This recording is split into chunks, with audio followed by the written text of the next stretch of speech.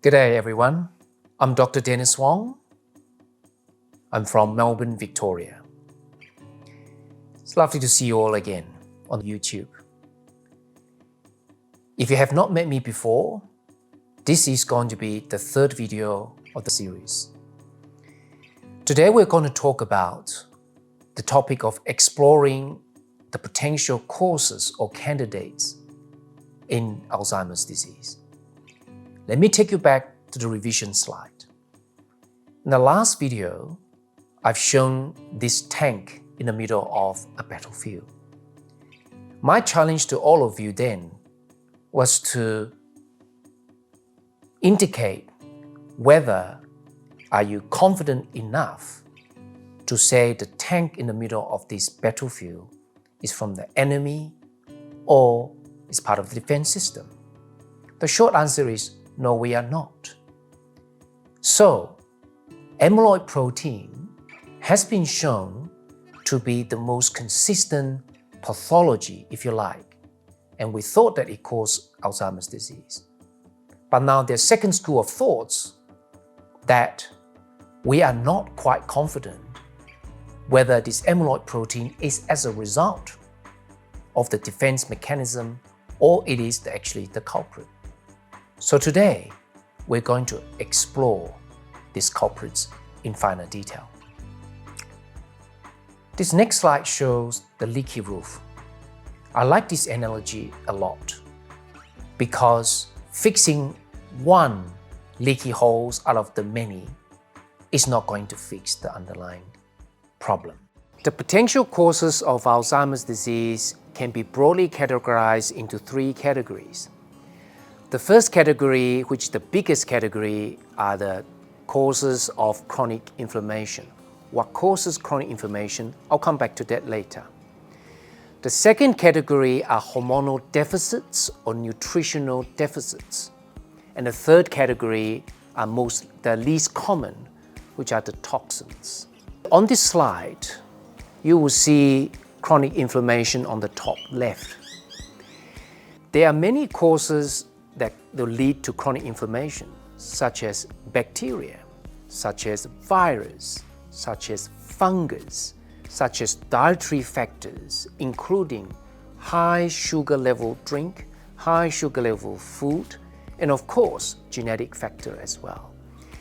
It is commonly believed that these factors could affect the gut as well.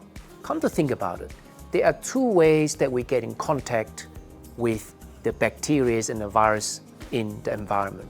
One is through our respiratory system or breathing, and second is through the food that we ate.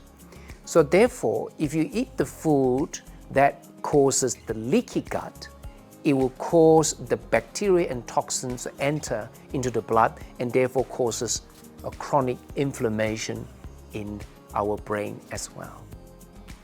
The second category, broadly speaking, is nutritional factors. It can be too much of the wrong food and too little of the right food. For example, trans fat, which can be found most commonly in a baked food, such as croissant, my favorite, Danish, my favorite too. High sugar content food, and the toxin, for example, can be excessive copper, which can be found in a lot of nuts, such as cashew, unfortunately, my favorite food again, and also in seafood too. Mercury, for example, can be found in a lot of long-life fish, such as tuna, shark, and also some other fish that really basically live long time.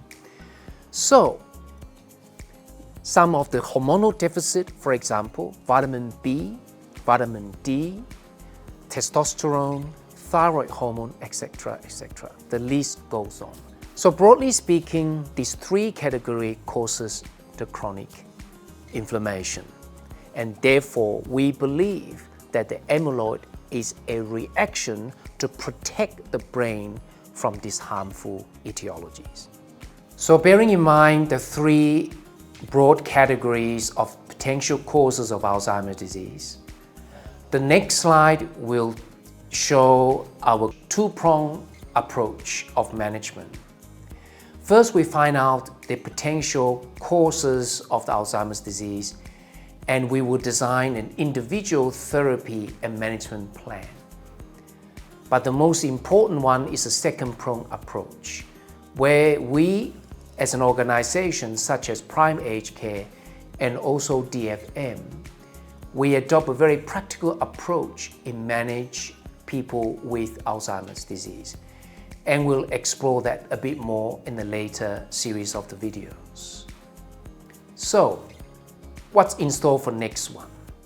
In the next series, we are going to look at some of the practical ways of how carers can manage people with Alzheimer's at home. Should they adopt a proactive engagement approach or a reactive management, or both are important? We're also going to explore the ways the community can react and can help manage people with Alzheimer's disease in our community.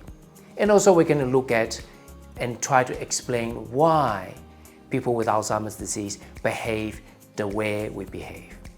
Without giving too much away, I'm keen to meet you in the next series of videos. Have a good afternoon. Thank you.